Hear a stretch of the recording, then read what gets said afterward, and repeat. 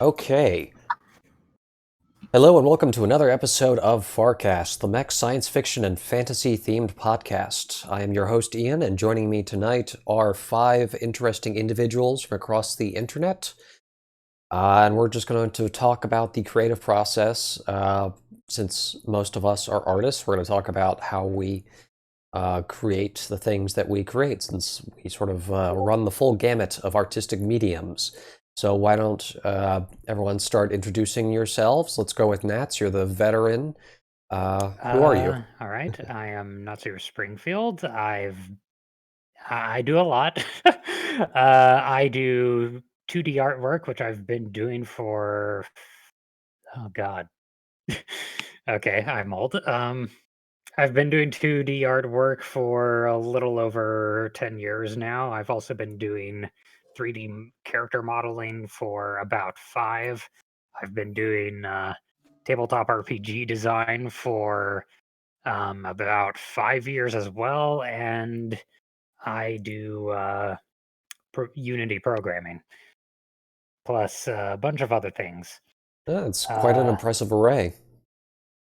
yes, also occasionally do voices for Farseer animation. I typically do like this super nerdy voice that I'm pretty certain everyone hates, but yes, Well, that's the reason we love it, is because we hate it. We love to hate it. yes. So, Pajama, who are you? I'm Pajama Boy. I'm the project lead of the Wolves Project, the free Mech Assault fan game built in Unity. I handle 3D art, animation, and textures. And I also just control the general direction of the project. And I've been doing this for about 3 years.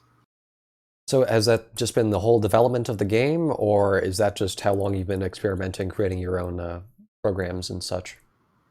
Well, you could say, like, when we actually hit our stride, it was only about a year and a half, 2 years ago. The first year was just getting, like, they say when you're learning in an extreme sport, like you're gonna get hurt and you're gonna take your tumbles and you're gonna learn your lessons. And that was what that first year was losing night after night to bad art and then realizing months later that I'd have to go back and fix it. And yeah, that was that first year for us. So it's a mix. It really depends on your own definition. But yeah, the game, we've been developing the game. Every step that I took was in service to the game, but we didn't really hit our stride until a couple years ago, I'd say. Well, I'm an expert in bad art, so I know that feeling well, and I'm looking forward to seeing what you guys can come up with.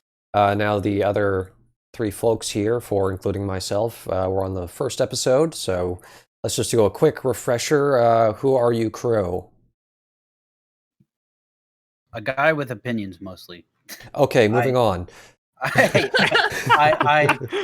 I paint miniatures and I write and I speak publicly if that counts as like an art form. Yeah, it certainly can be. You're an aspiring orator.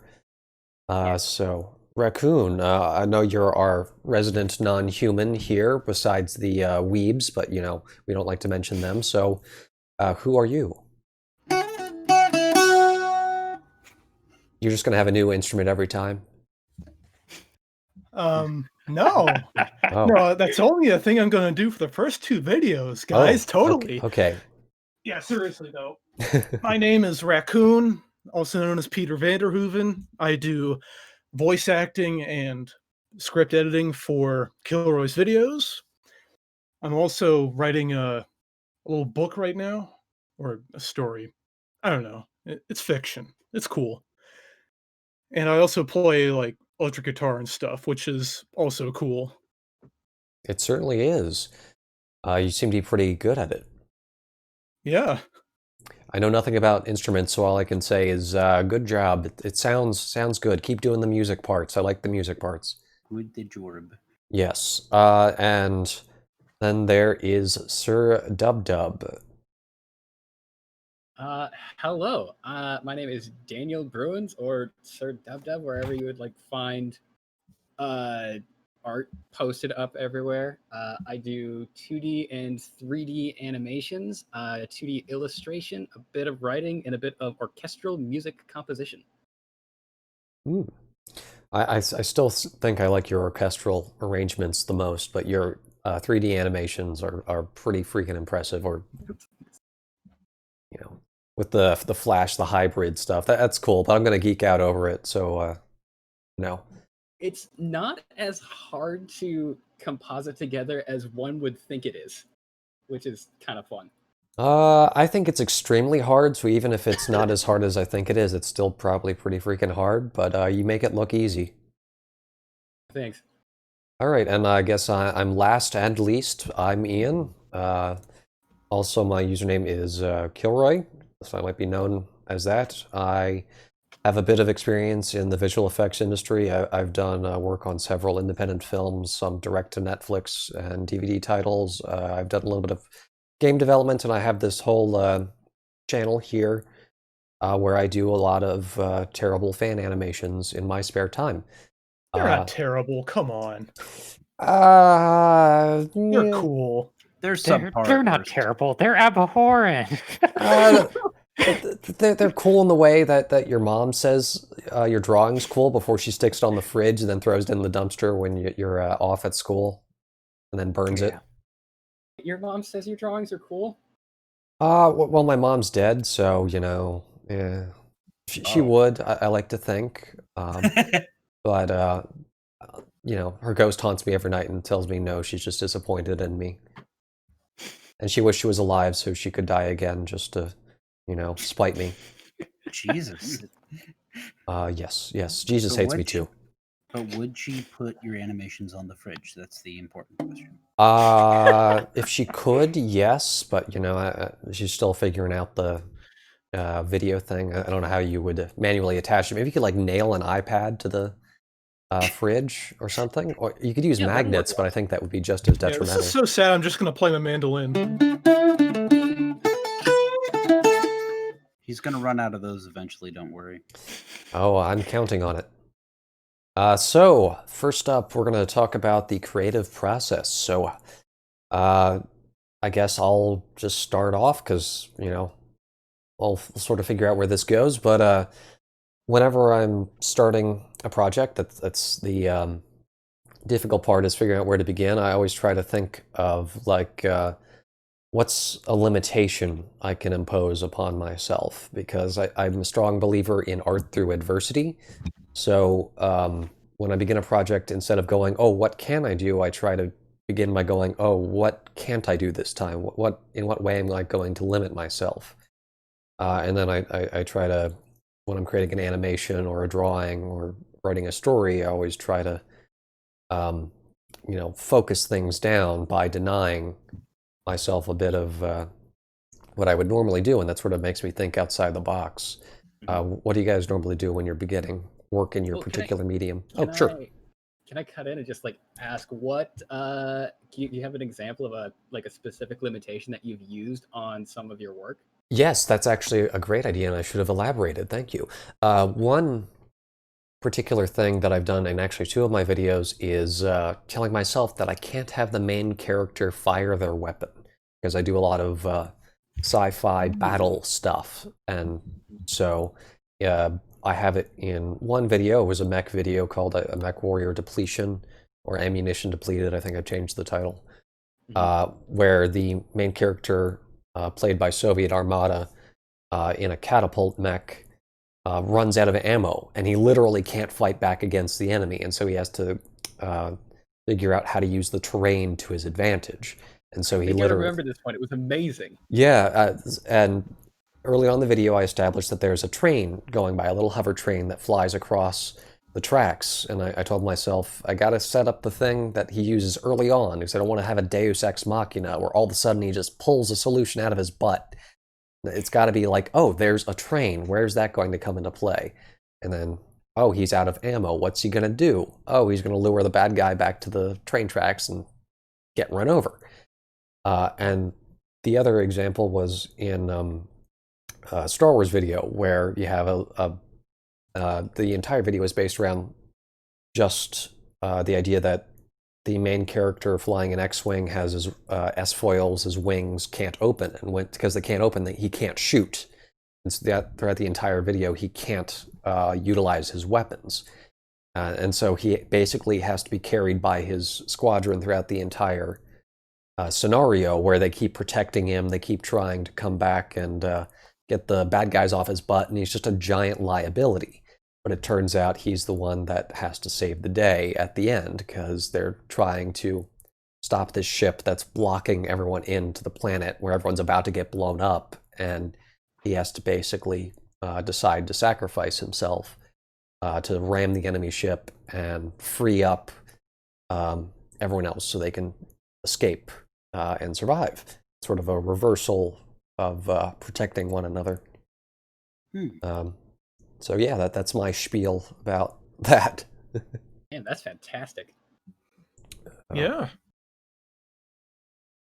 So what are ways that you choose to improve your art? Anyone? That's kind of easy for 2D artwork. It's more or less if you go off and basically just consistently try to create something you haven't before.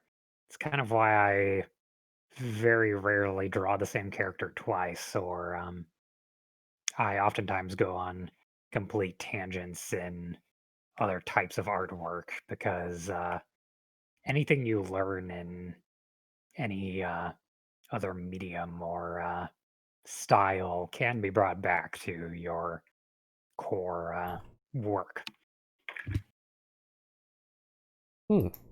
Yeah, I can definitely see that. I kind of take an opposite approach on that one. I will like every couple of months or so, I'll have like a sketchbook that is completely filled out with just like one character and refining that one character's design and like motions and expressions and things like that, and like the fine tuning and like small tweaks that you get out of that sort of exploration seems to be the thing that like you keep planking at a wall and eventually like bits start falling off of it and you get to some sort of core that you were actually trying to go for in the first place.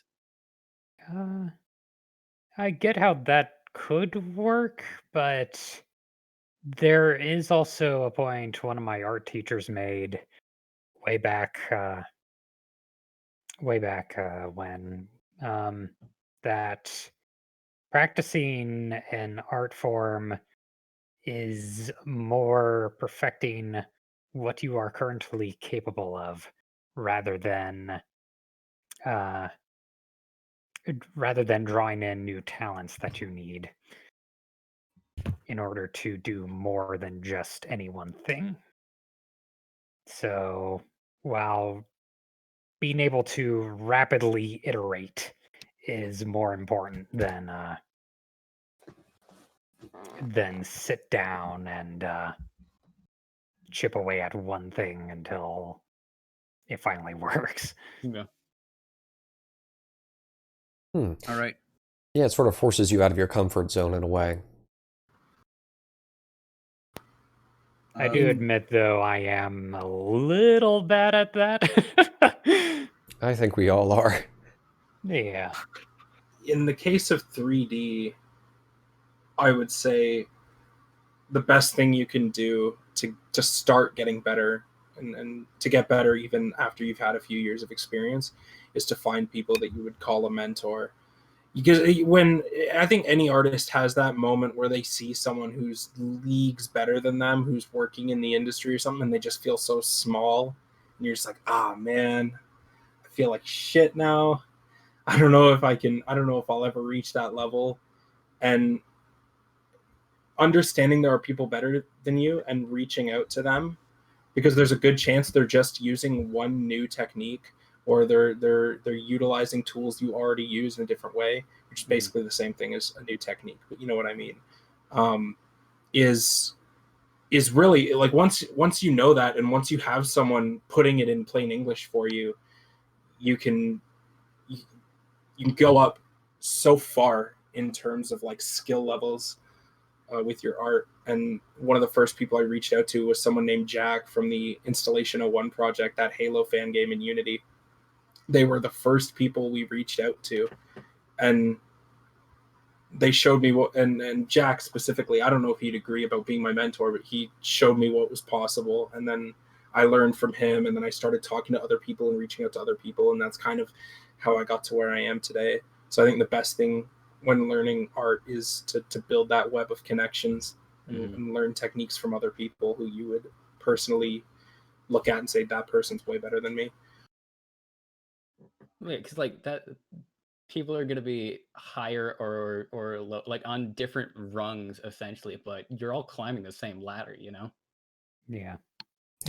Yeah, I'm definitely in the opposite camp when it comes to looking for mentors. I don't want to be, but just my personality. Nats I can attest to this, but I am almost entirely self-taught because I dread looking up tutorials or asking people for advice or anything. I'm just like, I'm going to hit buttons until I figure it out. And that's basically what I've done this entire time. Just like, I'm going to break things. I'm just going to fuck around. I'm going to do everything except actually ask someone how to do a thing. I've been trying to fix that the Which is last... why I give my opinion unsolicited. Yes, I've been trying to fix it the last month or so, very intentionally, like asking almost everyone here right now for advice when I can, but yeah, I'm guilty of not looking out for help. I need a mentor, to be honest. But wow, like I've had like a few mentors, I guess, insofar as I've had teachers that have taken a specific interest in what I'm doing. But like short of like actually getting a tutor, I guess because I'm pretty new to like talking to people on the internet on a regular basis, I guess I don't have that same perspective. We'll get you eventually.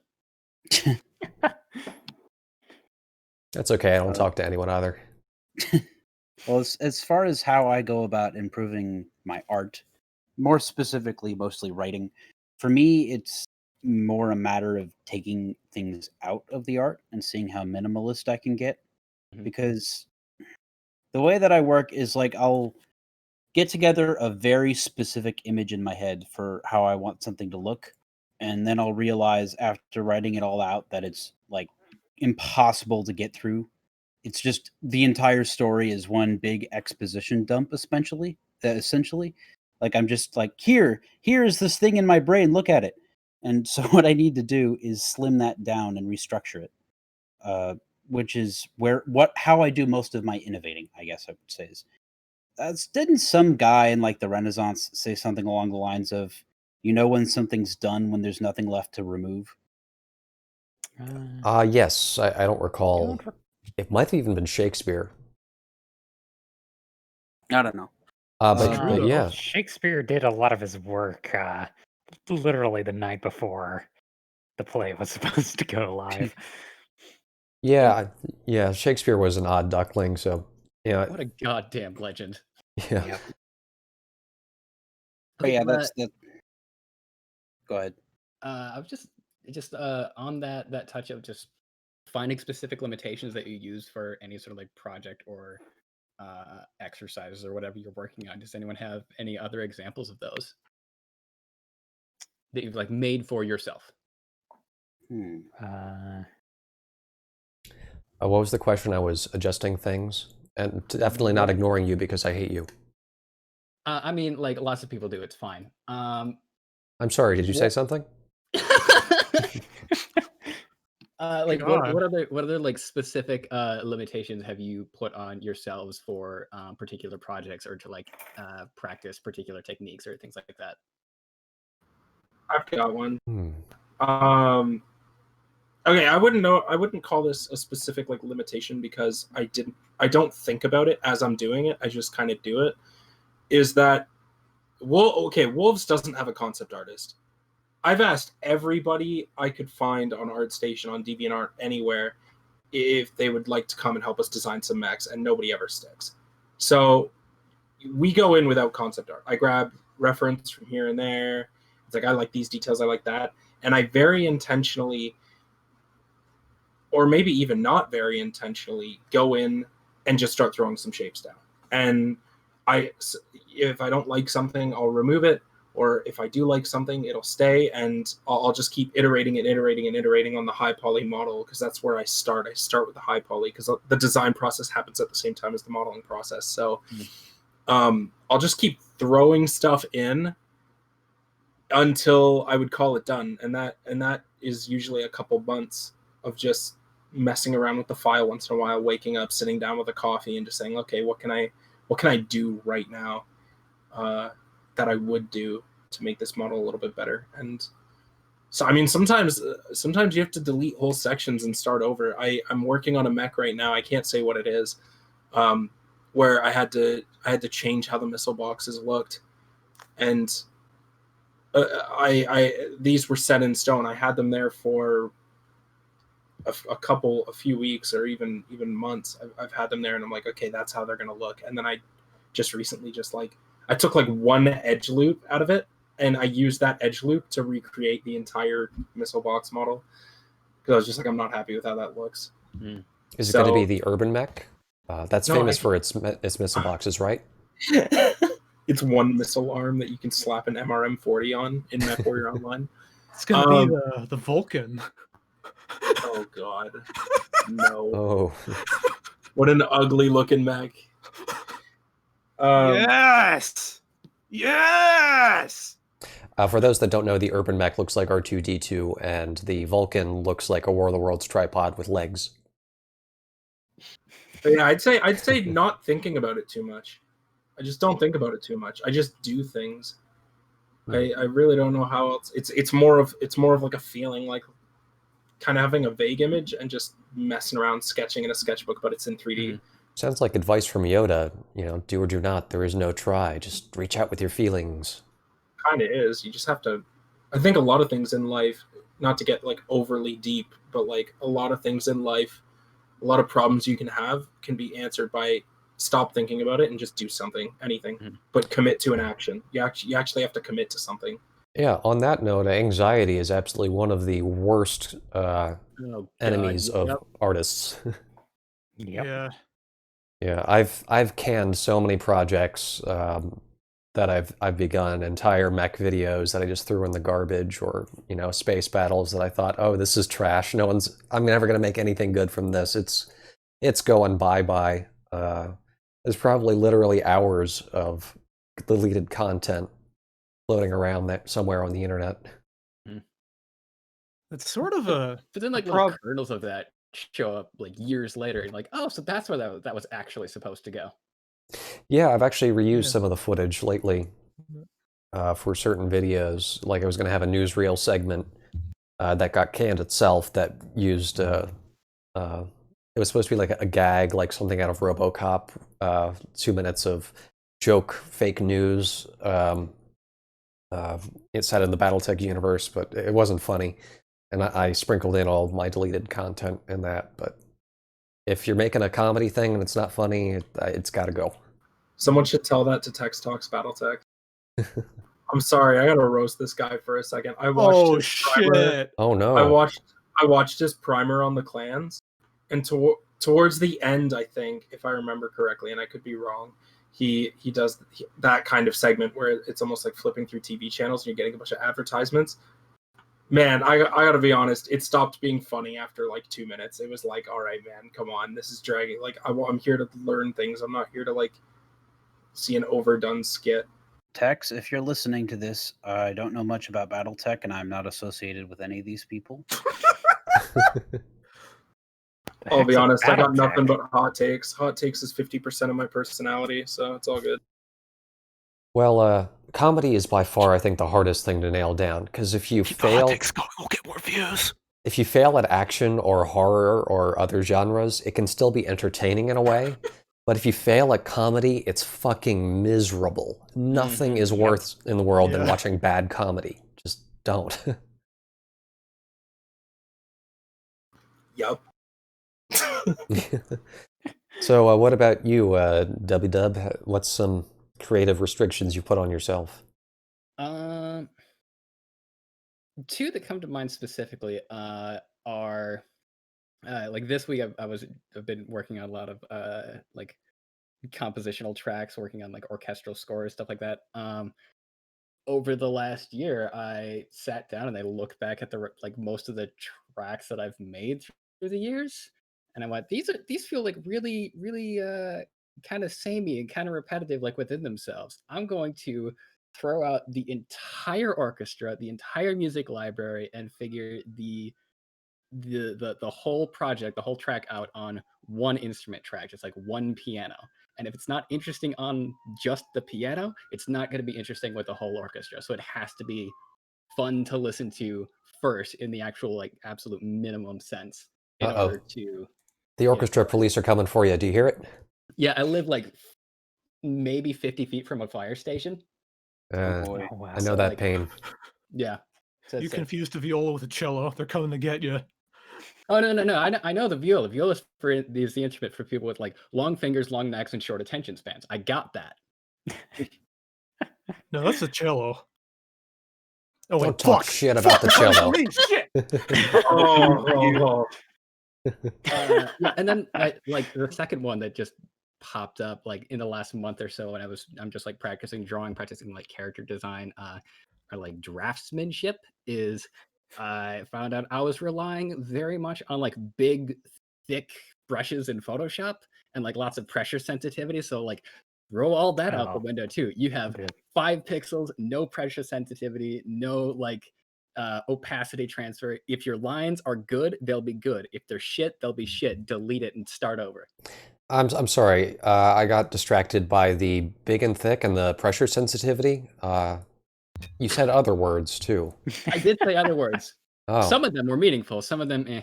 Oh, okay. Some of them were worth listening to. Like, how many of our words have you been listening to, Kilroy? 42. Solid. Nice. So, 42069. Yeah. Something like that. I guess Oh shit, dude. 42069. Yeah. Funny numbers. God. Yeah. Raccoon, do you have anything to add on to the artistic limitations thing? I've got a limitation, but it's not really like. Oh, I'm sorry to hear that, but we understand. Right, that's so sad. I'm gonna play mandolin again. Oh no! I was just going to make an instrument joke. God damn it! I'm getting pretty Madeline. In all seriousness, though, my big limitation is that, like, I get ideas. You know, I get ideas for stories. You know, sometimes I find a little like melody on guitar that sounds cool, but I have a lot of trouble getting things down like on paper or like actually forming something into a cohesive, presentable idea. Like, for instance, there was this one story I was working on like last year. It was about this like mutant detective guy who's got like dog genes so he can like sniff out gunpowder and like. He's a literal crime dog. Yeah, his name was Bloodhound. There you go. All right. Anyways, like, the problem was, you know, I started typing it out, but then I realized that I wouldn't really get anywhere because, like, I encountered writer's block and I didn't really have any plan on where to go. So I tried playing it out on paper, you know, making diagrams about what would happen in the plot and stuff. But then that got boring, so I just ended up dropping the whole thing because I got bored. So, with the whole Mojave Nights thing I mentioned in the intro, my whole goal has just been to, like, either keep on working on it or at the very least pick it back up. You know, like, don't just completely drop it, like, come back to it when I have some time. Which has been kind of difficult because, like, school's starting up and like there's been some personal stuff that's come up. It sucks. Yeah, it's unfortunate that life tends to completely derail a lot of things you might want to do artistically. Like I'll think I'm gonna get so much done today. I'm gonna record a mech lab video or do this or do that. Then all of a sudden, oh, I got a cold, or you know, I gotta do these errands, and when I get home, oh, I'm tired. And all of a sudden, you know, it cuts your legs out from under you and you can't get anything done. It feels like. Well, Man, the yeah, orchestral police are after me. Oh God. Can't work on my story. yeah. I for one, like bouncing off of what you said, Peter, especially when it comes to getting stuff down, like getting it done. I know that like a lot of writers talk about having to settle for good enough to get something out the door, and not just for like I gotta pay the bills sort of thing, but like stuff is never really going to be as good as it is in your head, right? Like whether it's Oh, something never. Yeah. whether it's something you're nostalgic for or something you get in your head like an idea, it's never going to be as cool as like when there's no actual limits on it because it's in your noggin. So putting that aside and just focusing on getting something tangible and decent out is a big problem. Definitely. Yeah, and on that note, I think it's definitely better to get something out that's mediocre or even bad than it is to do nothing at all. Yeah, Because I mean, you've still yeah, made it's- something. There's a person I know who basically wasted away almost an entire few years of college education trying to be an animator, but he just couldn't do it because he could not bear to finish anything and actually show it off or get critique, and he basically had to switch majors because of that. So don't cripple yourself like that. yeah, yeah, art's never truly done, right? Like it's Yeah. you eventually, and I said this before, not to you guys, but to a couple friends of mine in a group chat. We were talking about the cougar model, that I made that kind of represented that first step into the new like HD asset pipeline for wolves, and how that cougar model has artifacting and issues on it that I am always going to know are there, and that nobody in the community has ever like managed to call out. Like no one's noticed and called it out, it seems. And I want so desperately to go back and remodel entire chunks of that mech, but there has to come a point where you put your hands up. You're like, I can't. I have to move on and keep improving, using different models. I can't keep playing catch up with myself. Do it better next time. Yeah, Gotta call it exactly. quits sometimes. Yeah. If you are going to do that, you're going to need a pretty significant gap of time before attempting to remaster a completed piece of work. Yeah, Yeah. I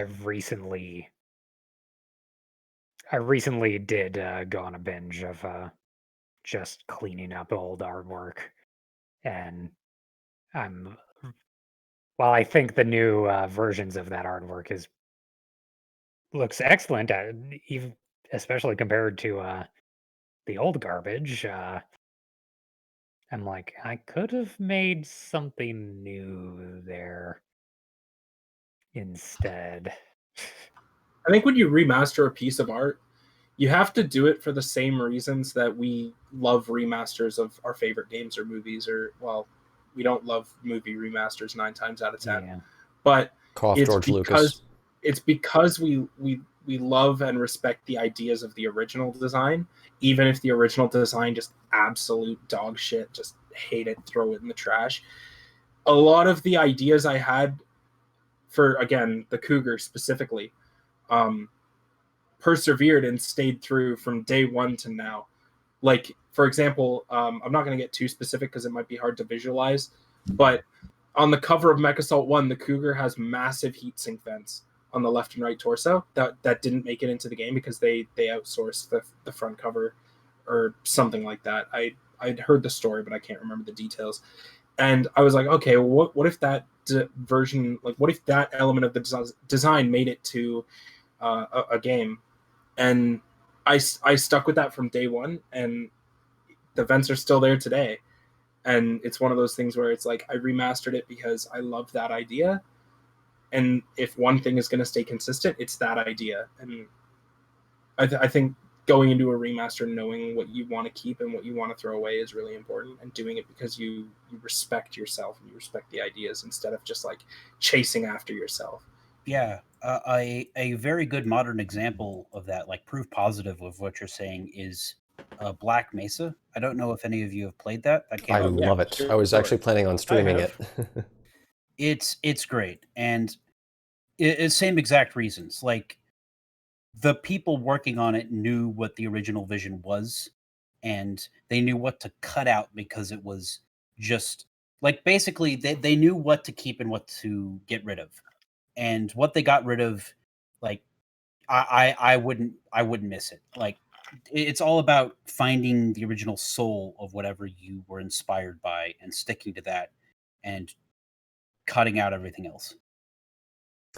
Yeah, on that note, I think this is actually segueing nicely into the next topic I wanted to cover, which is embracing your downsides, embracing your mistakes, and sort of accepting them as you go.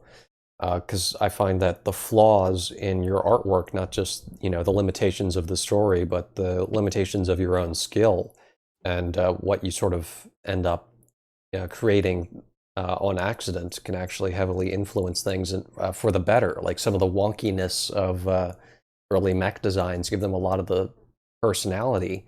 Like in BattleTech, the Commando is a famous example where a fuck up is what gave us this iconic machine, because originally it was just this humanoid looking dopey thing. It looked like the Tin Man. But then in one of the illustrations, the head is facing to the side about 90 degrees.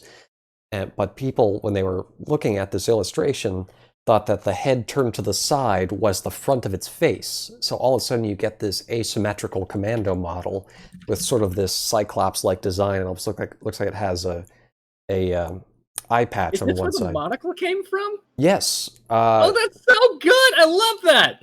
Yeah, and the original just isn't interesting in any way. But because of this, they turned like what basically looks like a helmet on the original to this weird, wonky eye patch thing, and it's great. I love it.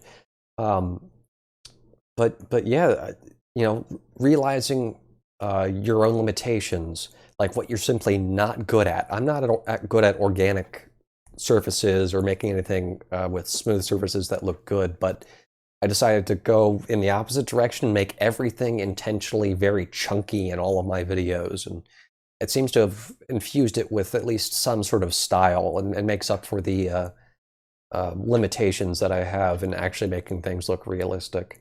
Well, I was about to say, yeah, if you're looking to get around doing stuff with smooth or organic material and surfaces, then BattleTech's a good series to stick with. Yeah, your designs have a lot of MechWarrior 2 energy. Yeah, that's Oh, yeah. MechWarrior 2 is my first science fiction or fantasy thing I ever experienced. I was literally 2 years old. I hadn't even seen Star Wars yet or any sort of sci-fi movie. And my dad sat me down in front of MechWarrior 2, which was the first game we ever had. It came with that computer. We fired it up, and I watched the intro cinematic and instantly went, I want to do that. I don't know what that is, but I'm going to figure out how to do that. And after 20 years, I figured out, hey, I can use CGI to do a thing. That's basically it. So I have to go for now. Alrighty, well, it was a pleasure having you. Yeah. Hopefully I'll be on next week. Alrighty, we definitely want you back here. You have a wonderful evening. You too. Make me. Good luck, dude. Alrighty, it's just the five of us. So who's going to get eliminated next? Not it. Not it. Ah. Dang it. Not it. Dang it. Uh-oh, you got to go. Sorry. Okay. Not really, though. Okay. What do you mean, not really? Alrighty, so what are some limitations or, lacking skill, I can't word this correctly. What's a lack of skill you guys have embraced? I would say that, and this sounds like a humble brag, and I promise it's not. I am kind of, I guess the best word for it would be a Renaissance man, but that's not like meh, like it sounds. It means I do a bunch of things okay, but I don't do really anything very well. Like I'm okay at writing, I'm okay at public speaking, and I'm okay at painting. But because I'm constantly bouncing between these and the rest of the things I do, I never get amazing at one, you know? Mhm. Yeah, But sort you're, of like, a jack of all slowly trades. Yeah, but Yeah. you're, like, slowly leveling up bit by bit on each of them every time Yeah, you, like, yeah. make the rounds back to that last thing. My goal is to get back into playing piano and then have my attention so split that I forget how to do everything. So the way I I mean, kind of who really needs to know how to walk? Seriously. is I kind of focus on the little improvements that I make every single time I do something. Painting's a good one. I'm like, I'll get a few flat colors on a miniature and then I'll be like, okay, done. And you look at like what professionals do where they layer like 15 coats of different off colors of the same brown or something to get this ludicrous effect. And even really good painters generally don't do that, but that's what I have to compare myself to. So I have to like go, oh, I use this wash very well. Like I focus on the little things, and the little things I've gotten better at over time. That's, I guess, where I find my comfort. Mm-hmm. Yeah, just a heads up. We got 20 minutes left because we're shooting for about an hour time frame. So, anything anyone wants to add to that last subject? Um, Go for it. well, I mentioned this before, and I mean, I have plenty of weaknesses, so much that I could barely pull one off the top of my head. I am defined by my weaknesses, but it's more of a weakness of the project that I've had to embrace, and it's that there's nobody's interested in working on it. It's me, my programmer, a few guys on sound, and our amazing composers and UI, and that's pretty much it. It's a very, very, very small team. And it's one of those things that it's like, okay, I could wait until I find more people, or I could do the best I can with the tools I have right now. And it's one of those things that we're always going to be struggling with. And that, like I said before, we've managed to get unique results from not having concept art, for example, and just throwing shapes down and seeing what sticks. I'm sorry to interrupt, but I was going to say earlier, like the whole idea of just doing 3D models for a video game without concept art, it's kind of hardcore, honestly. Yeah, that sounds tough as nails. It's not bad, really. It's the same process a 2D artist goes through to design something. If you're comfortable with the tools, and this is so important to me. Sorry, I'm eating a coffee crisp. If you're comfortable with the tools, you can do anything you want with those tools.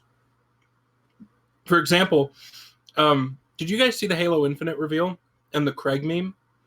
Yeah. The brute that looks like garbage? Yeah. My friend wanted a gamer picture. Oh my god, that's the console boy in me. He wanted a profile picture on Xbox of Craig smoking some dope, and he tried to do the one of Craig holding a joint, and it was just like the joint was too small and you couldn't see it very well in that little thumbnail.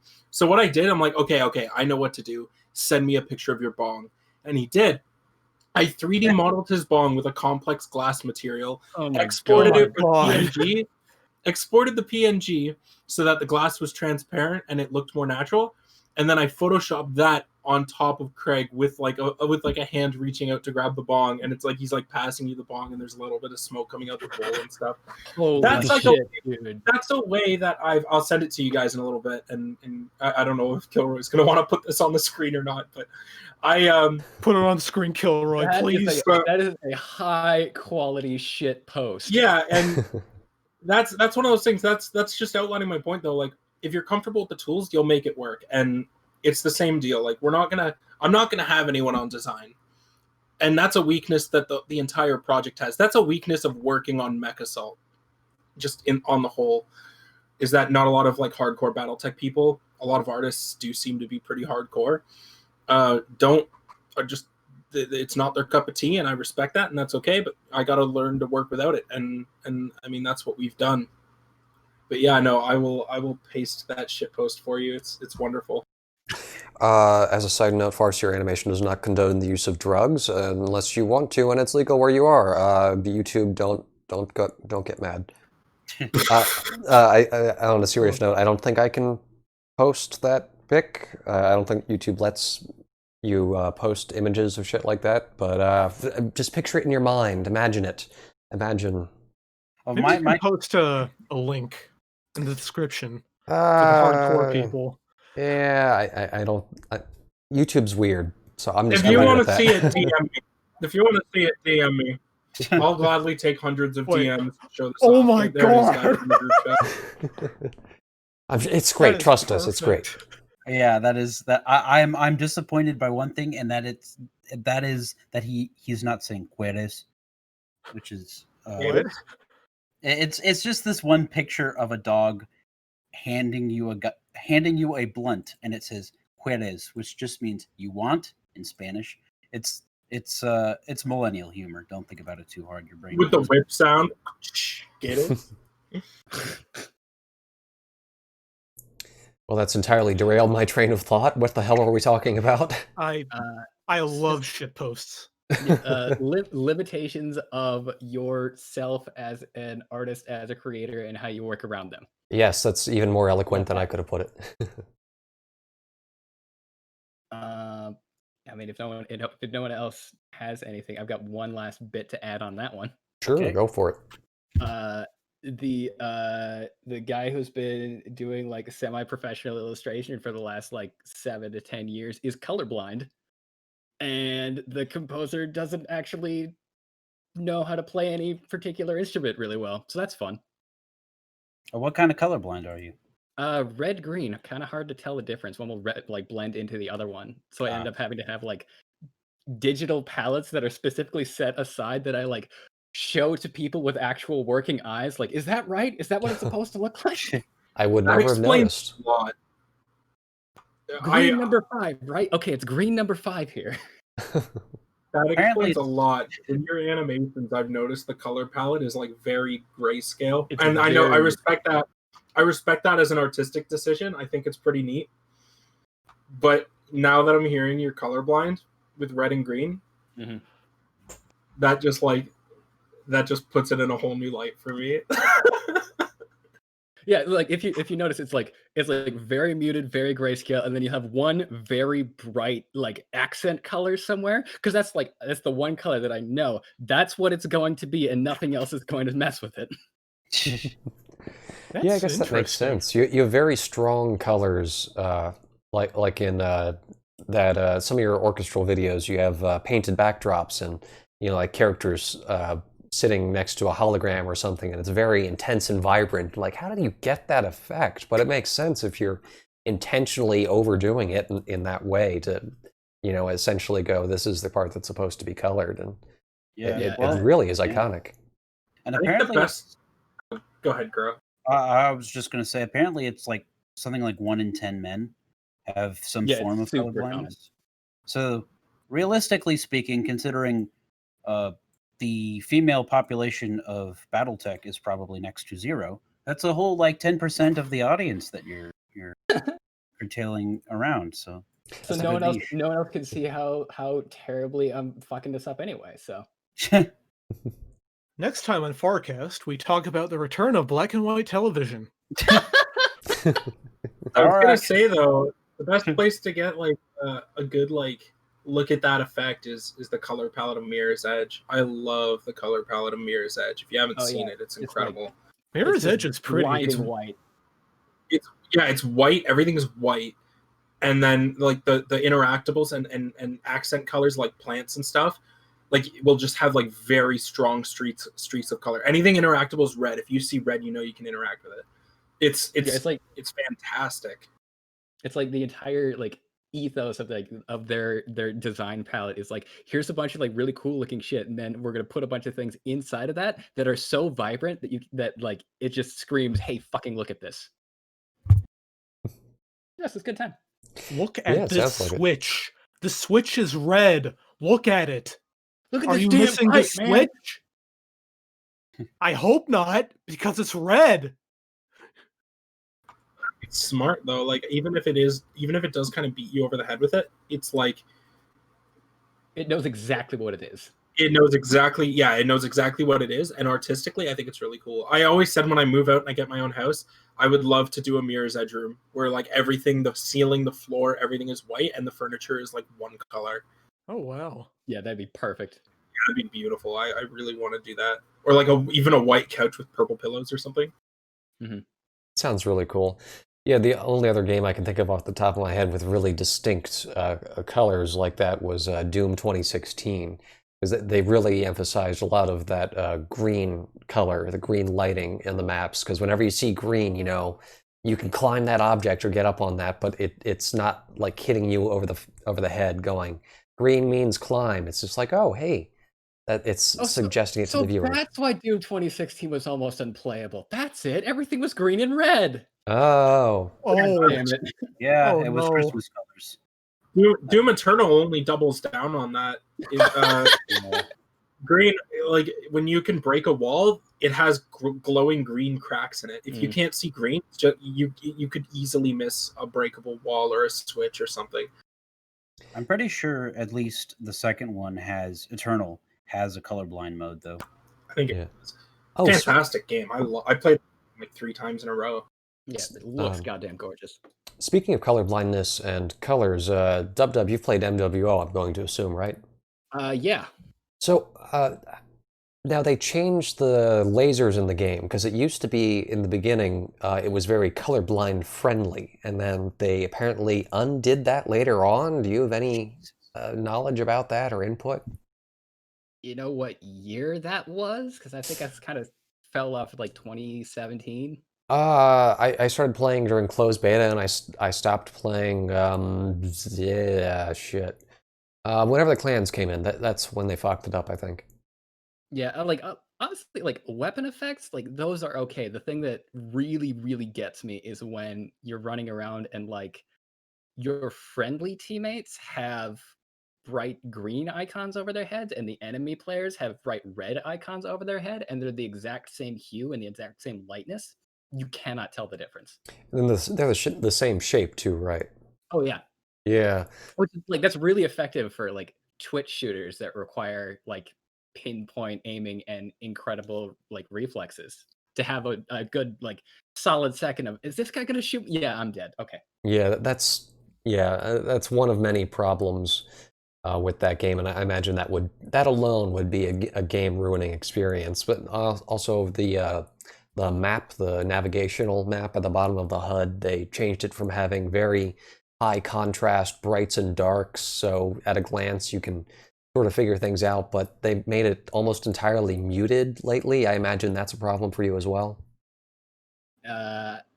Most likely, yeah. I haven't seen it for like firsthand. We could talk about the schizophrenic design ethos that is MWO like for another 3 or 4 hours, I'm sure. Yeah. Oh God, yeah. Some things are so great, and some things are so not that. Yeah, there's a lot to complain about. I think we're going to be here forever bitching about MWO, and that would be served in a better as a full episode. So we have about 5 minutes left. So is there anything else anyone would want to add? Do we want to do the, hey, this is a cool thing we found this week? Yeah, sure, why not? If you got anything interesting, or if there's anything you've worked on, whatever. Go for it. I will start off. This is not something that I've worked on. These are just things that I have found over the last few years, and they are amazing. 2 separate webcomics. One of them is called A Better Place by Harry Bogosian. He's this dude just like working out of New York. It's on Tapastic. It is about two siblings who get magic wishes. The first sibling wishes that he can fly around and shoot laser beams and explode. The second sibling wishes that she can become God. And that's like chapter 1, and then things just go absolutely nuts from there on out. The second comic is called The Property of Hate. The opening scene is a little, some character, you can't tell if it's like a boy or a girl, and it's not really important, is asked by a man with a TV for a face, "Hey, do you want to go on an adventure?" "Sure." "Will it be dangerous?" "Most certainly." "Will there be monsters?" "Absolutely." "Are you a monster?" "Oh, my dear, I'm the very worst one." And then things just like spin off from there. It's like a lot of like trippy getting like meta narrative and like psychological examination of characters, along with some goddamn gorgeous art that was so cool, so badass, that the artist making it broke her hand twice. That's hardcore. Wow. Like, damn. she broke her right hand, and she was like, "I can't draw with this hand anymore." So she decided to like teach herself how to draw with her left hand, and drew so hard with her left hand that hand broke too. Wow. Oh my The god. Property of Hate. It's amazing. Okay, next. I beat MechWarrior 4 Vengeance. First That was time? pretty hell yeah. sick. Or just in general? What? Was it your first time beating it, or just you beat First it time again? beating it. Oh, nice. What? Yeah, it's kind of weird considering that like I grew up playing, MechWarrior 3, Mech 4 Mercenaries, and Mech 4 Vengeance, and I only got around to beating them in the last few years. But I've had fun with every single one of them. Like the thing about Vengeance, right? Like the plot is, people talk about how Vengeance's plot and characters are kind of like bland, kind of hammy, kind of basic, but like I feel like the design of the missions and like also, you know, like sort of like the performances of the actors, like it sort of makes up for it. I absolutely love Ian Dressari's shovel face. I love it. It's like his face is like a ham sandwich and a brick, like are occupying the same space at the same time, and it's so dumb. I love it.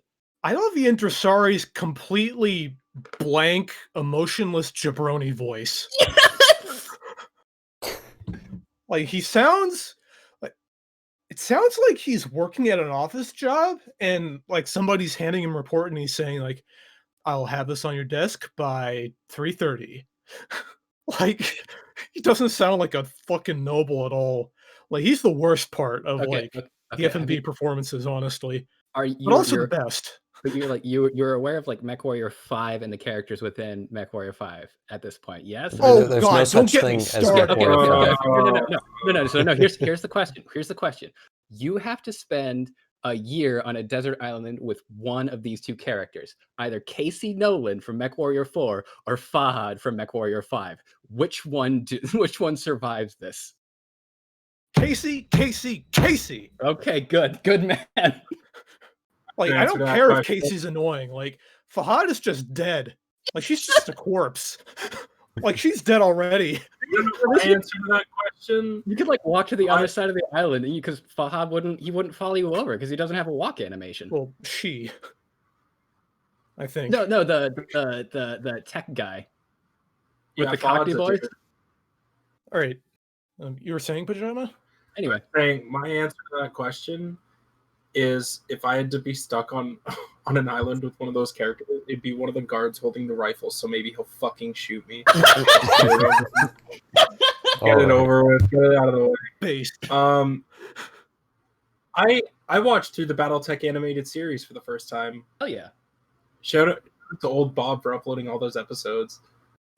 It was an It is an experience. experience.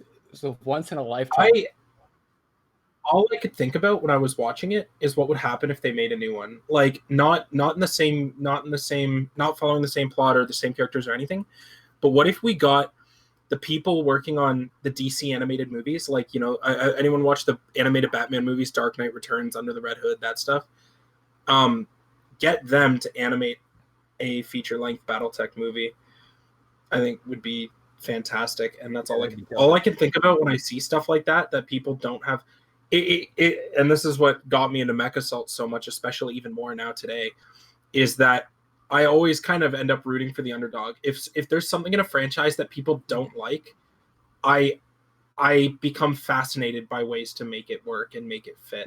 And I, with the animated series, it's like I would love to see a studio try again. Like, let's just try it again. Because I think we're in a place where we need more solid storytelling. Because man, MechWarrior 5 was not good for storytelling. We're just gonna ignore that game. It never happened. Maybe we can spend the next episode just bitching about MWO and MechWarrior 5. I won't pull any punches, man. Like that Me game. either. That game is okay. I'm not gonna get too into it because we're literally at like the end of the episode. But like, to the first MechWarrior game in almost 20 years, numbered MechWarrior game in almost 20 years, and it launches without the clans. That to me, I know to some people like that's fine because there are a lot of people who enjoy the more like early timelines before the invasion, but the clans, like them or not, have some of the most iconic designs in the franchise, and to just not have them there in the first numbered game, and to have the story be so weak, and to have the optimization be so poor, it was heartbreaking. And they opened up the entire inner sphere, and it's all procedurally generated, like the same 3 or 4 biomes. It's as wide as an ocean and shallow as a puddle. It's like it breaks my heart to see a game like that. I was really hoping they would do better, and that's not me. I'm not mad. Like, there's no anger in my voice, man. It's just it's depressing. It just makes me sad. Like, I'm not even mad at them. It's like, what's going on, man? Yeah, it's pretty much a downer. I was expecting something in the first place. Yeah. Yeah. All right. Anyway, like cool things. Working on that. Yes, fun stuff. I'm gonna be honest, I didn't do my homework this week because I got distracted. So I guess I'll just talk about some random thing. MechWarrior Age of Destruction. I talked to the developers. Someone's messaging me about that. I talked to the developers of the old fan film from about 10 years ago, MechWarrior Age of Destruction, done by the Digital Animation Dave School thing? Yeah, Digital Animation Visual Effects School. Basically, that was supposed to be a launching point for some of the MechWarrior miniatures, the Dark Age of Destruction miniatures game. And so they brought in all these students and basically told them to make all these models, and if we like them enough, we're going to use them in our official productions. And a couple of the models were actually used. But unfortunately, the project was so big that the whole thing ended up getting scrapped before the students were able to graduate. They just couldn't do it in time. So the faculty at this school actually had to spend the next few years finishing it because they wanted to finish it. There was at least someone there who wanted to see it done. I love that. Oh, that warms my heart. Yeah, and it's a neat little thing. And they actually managed to put it up besides like one shot, which isn't composited correctly and is a little jarring, but the rest is pretty damn beautiful. And I recommend everyone go check it out. That's really cool. I'll definitely check that out. Yeah, for those of you watching at home, look up MechWarrior Age of Destruction student film on YouTube. You should be able to find it that way. It's really cool. Yeah, and I think that's a neat thing to end this episode on. So thank you for joining us. Unless there's any last notes you guys want to add? Oh, I want to add something. Sure. I think Ethan wanted to say something as well. Oh, sure. You and I are working on a Mech Lab episode together. Yes. I wanted to put that out there because I'm really excited about it. Yeah, I'm working on 4 at the moment. I'm collaborating with one person on each episode, but there's been scheduling conflicts and laziness, interchangeably. But hopefully that'll be rectified soon. I don't know which one will get done first, but we'll see. Yeah, it's really exciting. I can't wait. Yeah. Alrighty, Ethan, did you have something to add? As far as cool thing, exciting thing, The only thing I can really think of is I've finally got around to reading The Hero with 1,000 Faces, which is a really old book. It came out in 46, and it basically introduced the world to the idea of the monomyth, which is like the idea that all human storytelling is, because we're all the same species, it's all basically coming from the same place, and all the parallels in early storytelling all around the world. And it's pretty neat. It's got a lot of cool stuff in it, although it does kind of show its age with its over reliance on Freudian psychoanalysis. It's like, oh yes, and this thing obviously means this other thing, and I'm like, correlation and causation are not the same thing, my dude. But on the whole, it is very interesting, and it's almost a feel good read because it reminds you that despite all our differences, we're all kind of coming from the same place. Yeah. Yeah, that sounds neat. We'll have to definitely check that out. All right. Well, thank you for joining us. This has been Farcast. We're gonna geek out a bit next week. We'll probably go on for another 3 hours if I don't stop it here. But if you enjoyed this, please smash that like button and Oh my god. oh, sorry, I'm gonna vomit. Smash the bell. I'm gonna smash vomit. the I can't. subscribe. I'm gonna be ill. The video. Help our analytics. Don't demonetize us, YouTube, please. I challenge you to a trial of possession for your dignity. Well, Please. I'm sorry. Please. I just threw up all Please. over my keyboard in Please disgust. hit the like button, please. We need the likes, please. Oh. We should calm down before Peter shits his pants, unless he already has. Are you Oh. all right over there, Peter? Oh, I can smell it from here. Oh. We need subscriptions, please. We're humble farmers. All right, I cut. haven't showered in 78 weeks. I'm gonna fucking die. Please. Oh God, cut. It's gone off My the OnlyFans rails. is only making 5 cents. I have a crippling ketamine addiction. Oh God. All right. My Twitter is dead, like my social life. I have a good evening, everybody. Alrighty, have a good Please. evening, and get out of here before it gets worse.